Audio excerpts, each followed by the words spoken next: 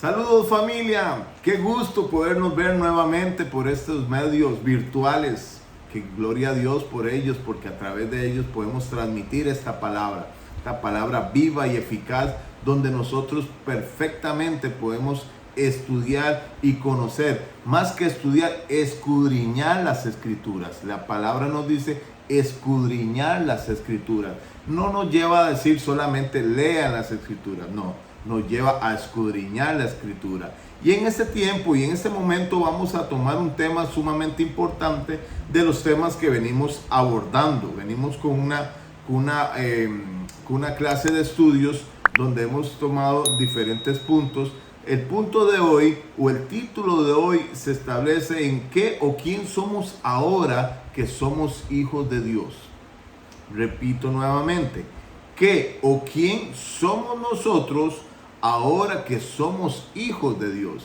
Y este estudio nos va a llevar por varias ocasiones, varios videos de este tipo virtuales, donde vamos a comprender qué o quiénes somos como hijos de Dios. ¿Por qué? Porque hay mucho que abordar en este tema. Hay mucho que abordar en este tema. Sin embargo, vamos a ir entendiendo y vamos a ir pasito a paso en esto. No vamos a correr, no hay que correr en las escrituras.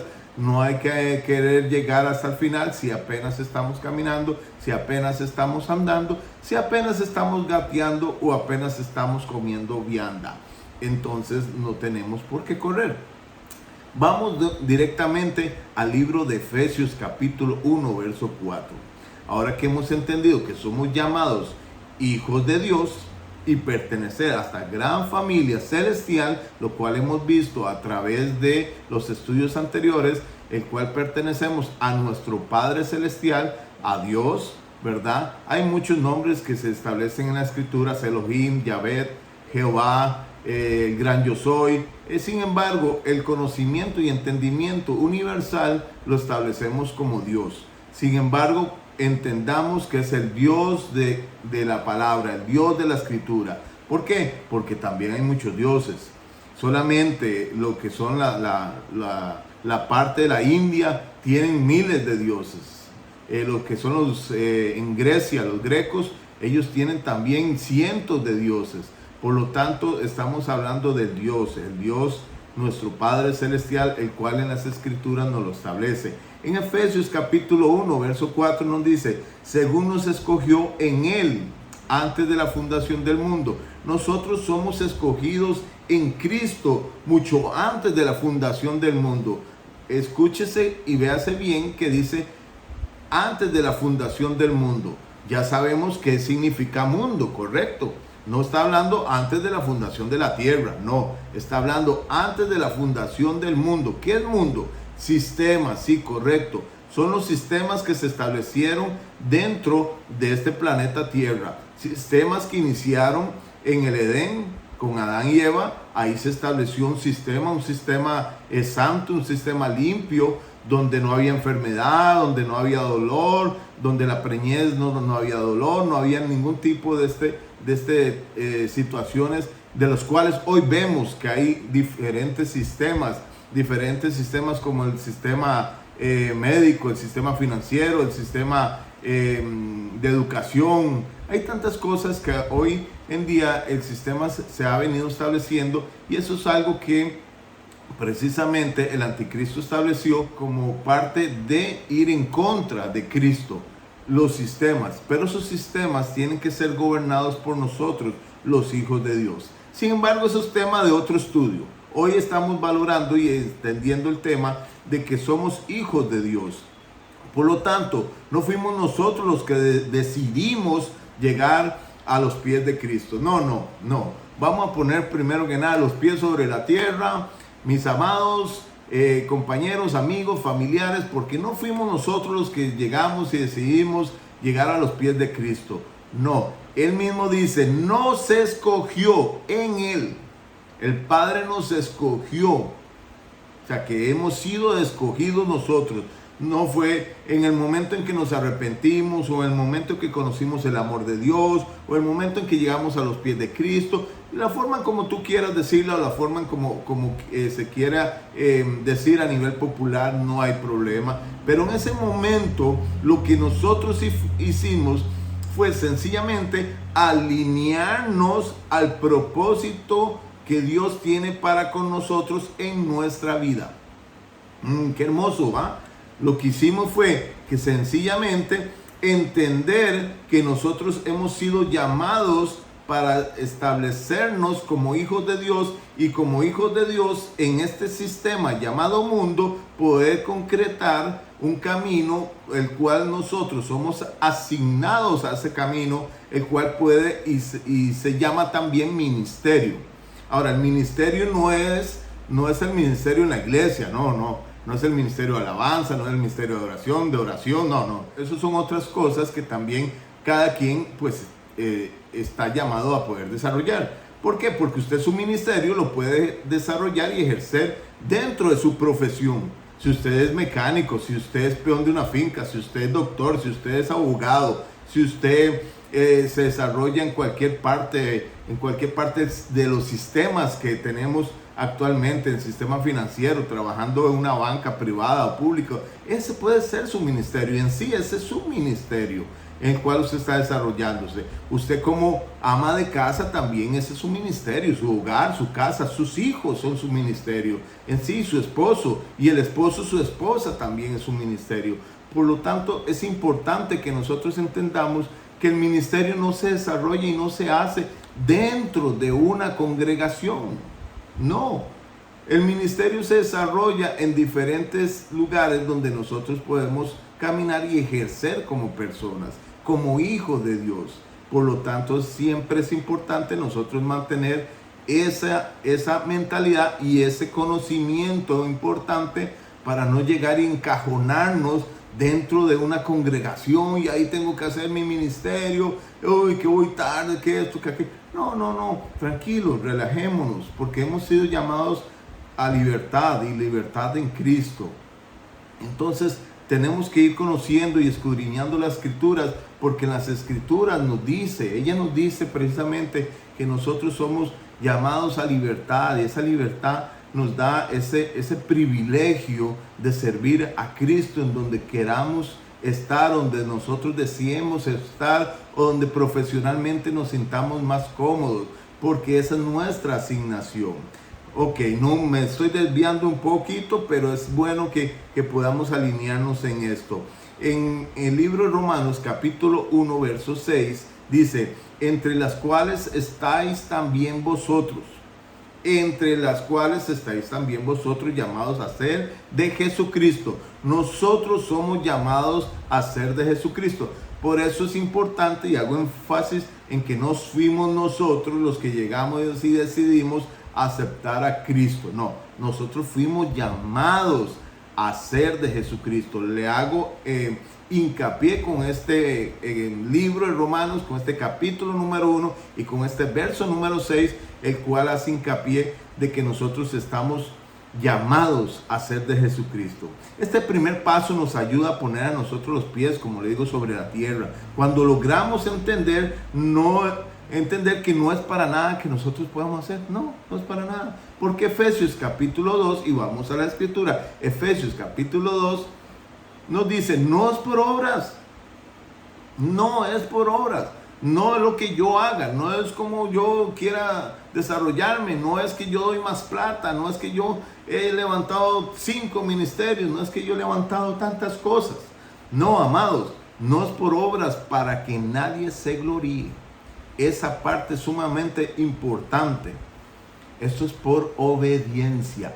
Y esta palabra obediencia es una palabra en la cual nosotros vamos a interpretar como una de las llaves espirituales. Pero esperemos un poquitico, porque ahí vamos a ir entrando, ahí vamos a ir ingresando. En Juan capítulo 15, verso 5, dice: porque separados de mí nada podéis hacer. Amados, no podemos entender o interpretar que nosotros somos Juan Camaney, como dice mi amado apóstol Rafael Ugarte, que somos el Juan Camaney de la historia, que somos, como decimos aquí en Costa Rica, que somos la última Coca-Cola del desierto. No, nosotros no somos eso. Nosotros no podemos hacer las cosas por nuestra propia fuerza.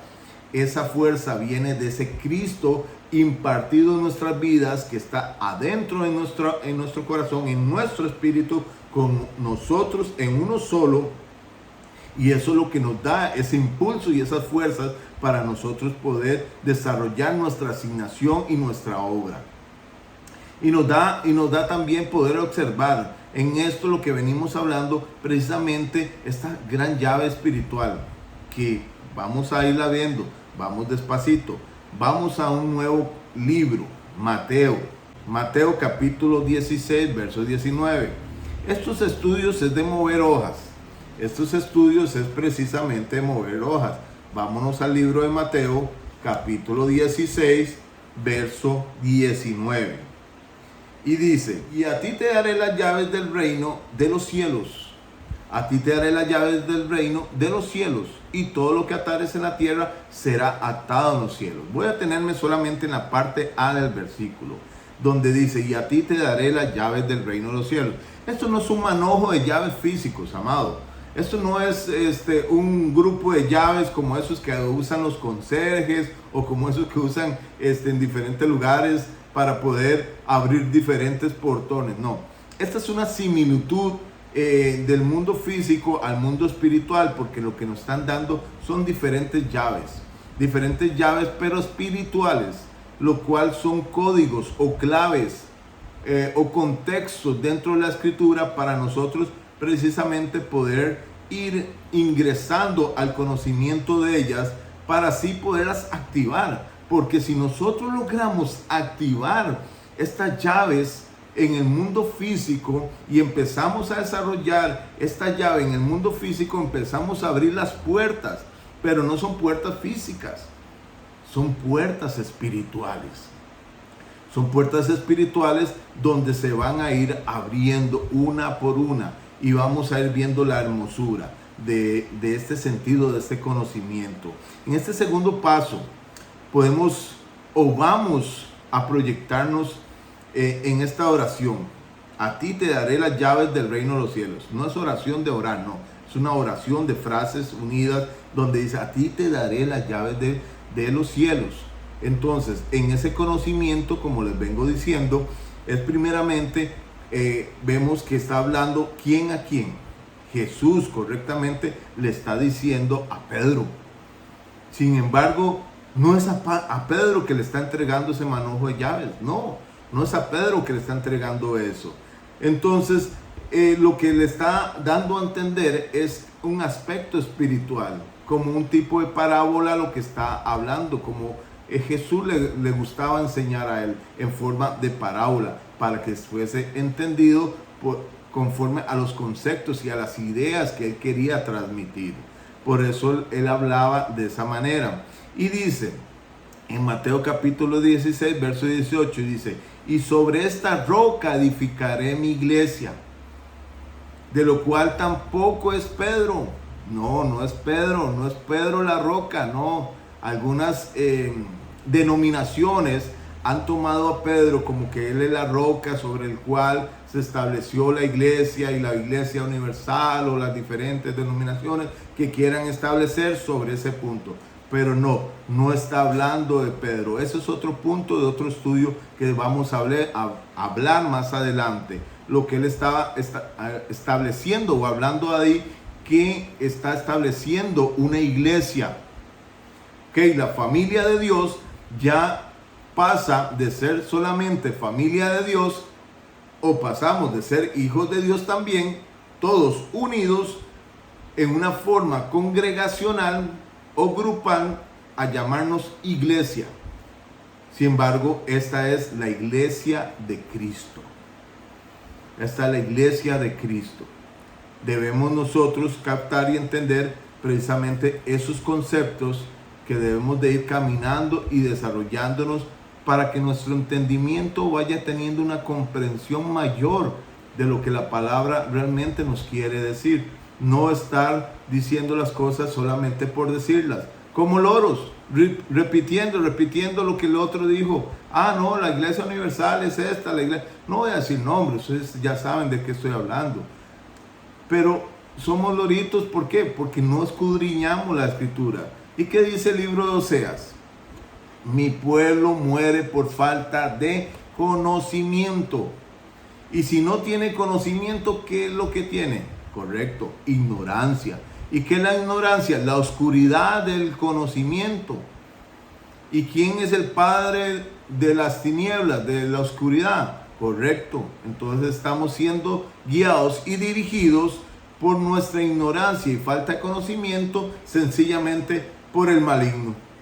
¿Por qué? Porque no nos metemos a estudiar la palabra. Por ende, como iglesia tenemos nosotros una llave sumamente importante. Y esa es la llave de la obediencia. Nosotros debemos de dar ese paso primero. ¿Cuál paso? Romanos capítulo 10, versos 9 y 10.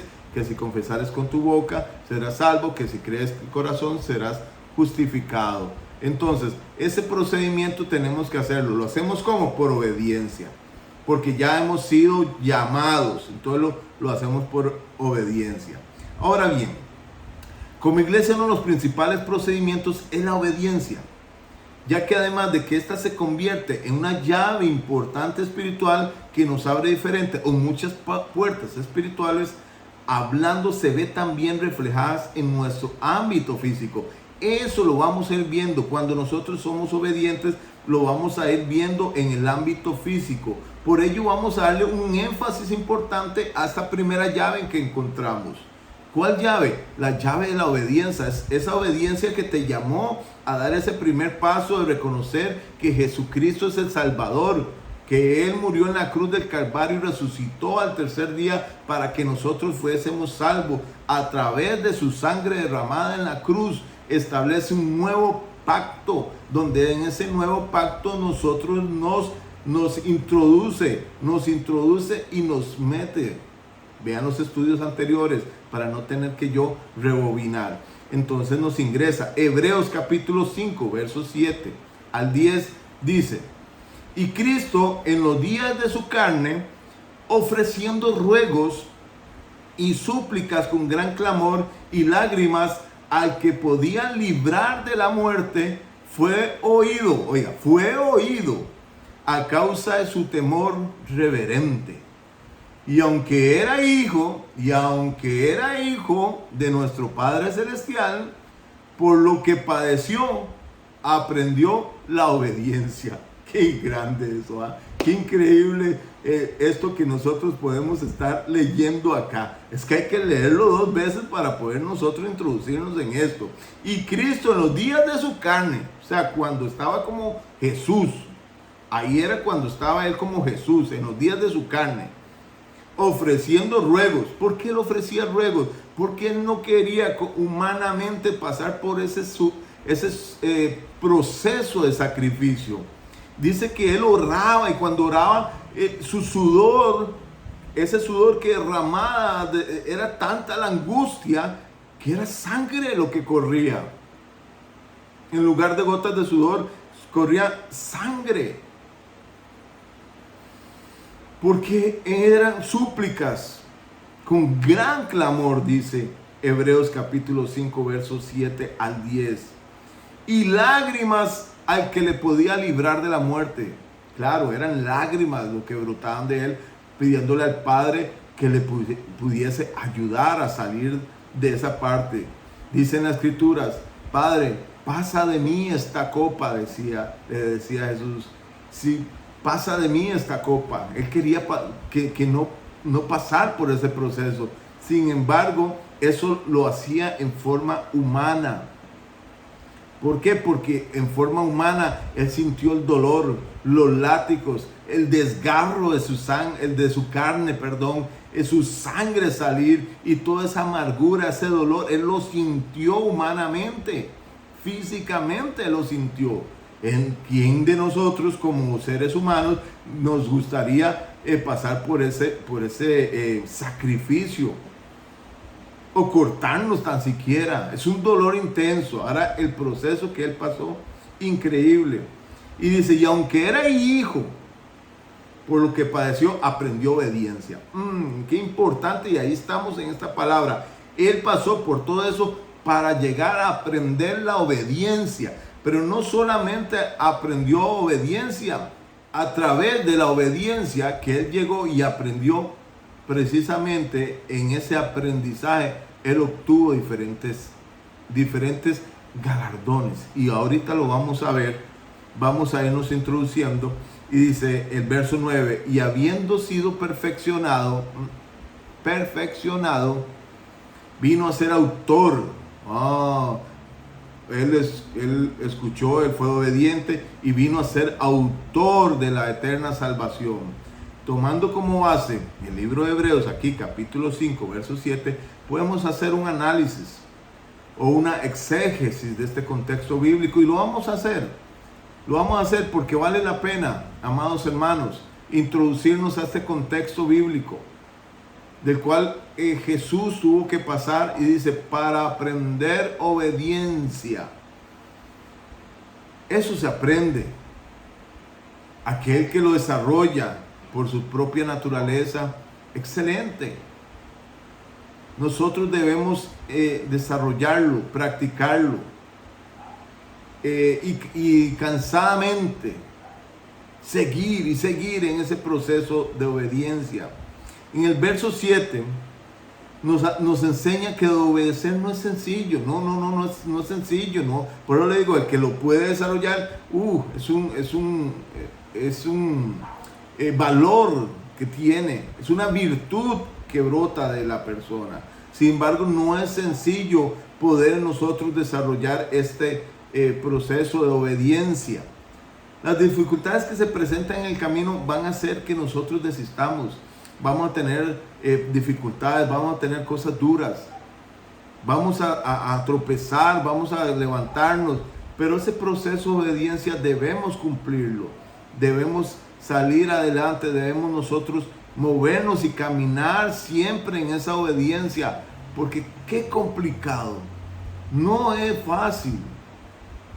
Pero como dice el libro, el verso que le leí anteriormente, dice, sin mí nada podéis hacer. Por tanto, nosotros debemos de tomarnos de Cristo, ese Cristo en nosotros, ese Cristo impartido en nuestras vidas, ese Cristo que está en nuestro espíritu, con nosotros mismos, potencializándonos, creando un dunamis, una potencia sobre potencia. Si nosotros ya somos potencia en Cristo, somos una potencia al infinito. ¿Por qué? Porque Él es todo en todo. Porque Cristo es todo en todo. Sencillamente. Y si Él es quien gobierna nuestra vida, nosotros en Cristo seremos una potencia en infinito. Por tanto, amados, y ya el tiempo que está corriendo nos va diciendo que tenemos que ir culminando.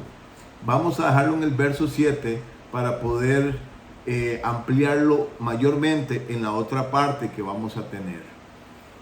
Tenemos que ser obedientes. Esa es la llave espiritual primera que vamos a ver en este contexto de nosotros como hijos de Dios. ¿Quiénes somos como hijos de Dios? Qué importante esa parte de dentro de esa obediencia que nosotros vamos manejando, nos va a dar un principio y una llave, que esa llave, si nosotros la desarrollamos en obediencia, nos va a abrir puertas a nivel espiritual. Amados, vamos a culminar hoy en este versículo 7. Sigan estudiando precisamente este contexto del libro de Hebreos capítulo 5, versos 7 al 10. Estudien, qué importante, para que vayan viendo. También por ahí aparece una segunda llave. Ahora, eso no quiere decir que la obediencia es la primera llave de todo, no hay un orden, son llaves que se establecen. Por lo tanto, la obediencia es una de esas llaves. No es que la primera llave, no. Hay llaves, son llaves que se establecen. Amados, obedezcamos la voz del Señor, la voz de Cristo impartida en nuestros corazones. Obedezcamos la palabra, escudriñémosla, metámonos en ella. ¿Para qué? Para que a través de ella podamos entender cuál es esa perfecta alineación que nosotros debemos tener en Cristo y caminar bajo ese alineamiento. Y van a ver cómo a través de ese alineamiento que vamos a tener en nuestra propia asignación, las cosas van a llegar por sí solas. ¿Por qué? Porque ahí las tiene el Padre. Ya hemos sido bendecidos en todos, como dice Efesios. Hemos sido bendecidos en todo. Sencillamente tenemos que alinearnos, pero en obediencia, caminar en ellas para que esas cosas se nos den. Ahí están, debemos de tomarlas, pero debemos tomar estas llaves y empezar a caminar con ese conocimiento como hijos de Dios. Más adelante veremos la autoridad también y el poder que tenemos. Muchas gracias, amados. Nos vemos en la próxima. Son todos bendecidos ya. Bendecidos, amados.